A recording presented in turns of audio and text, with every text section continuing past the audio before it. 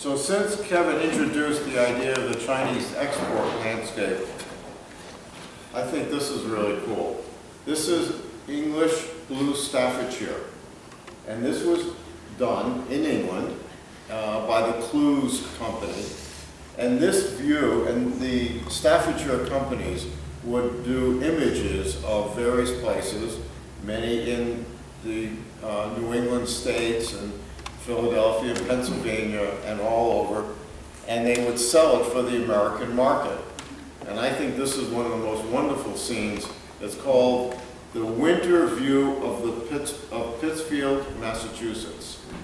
And I'll read you the inscription on the back. The famous elm, reputed to be 340 years old when cut down in 1861, was surrounded by a fence. And it goes on and on. But look at that. They thought so highly of this incredible elm tree that they had a transfer decoration done by the English company and then sent here to sell because it was such a popular and well-known tree. So there is the landscape of a very famous tree in Pittsfield, Massachusetts.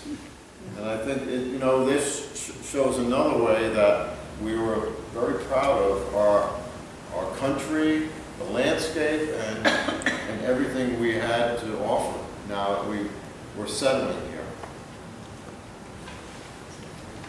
And let's see. And some landscapes were a little more modest than the Pittsfield elm. This is an interesting view of the home of Judge Asa Roth in Norwich. And it's possibly also a schoolgirl piece of work, a charcoal drawing just on paper, and shows the simple homes of that you would find in Norwich. This was done around 1820, maybe a little earlier, 1810. But it really just shows that really nice kind of naive work that someone would, fond of their home, fond of their father's home, and that real kind of charming aspects that you can get to a landscape. So there's no allegory or anything like that to this drawing, but it really just goes to picture something that was close and near and dear to the artist's heart. Do you know if that house is still there? Yes, we believe that this house is still there. It's in the Greenville section of Norwich, and there's an unusual division between the windows. So the house was probably added onto at some point, and so you have a pair of windows in the back, a large space, and then a single window by the corner. And so that really distinctive spacing of the windows, we did find that house by identifying that kind of architectural detail. Are we seeing the back of the house there, you're saying? I believe the front door of the house, it's a gable end to the road house, but it may have started as more of a Georgian house and had been altered at some point.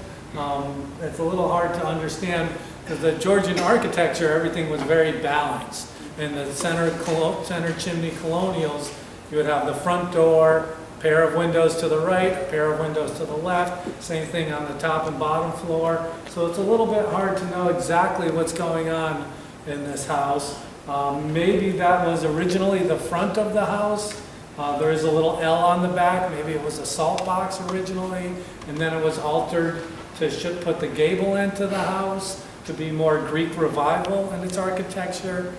So it really, with a kind of historic, investigation of the house, you could probably date the drawing much more accurately by the changes of the house.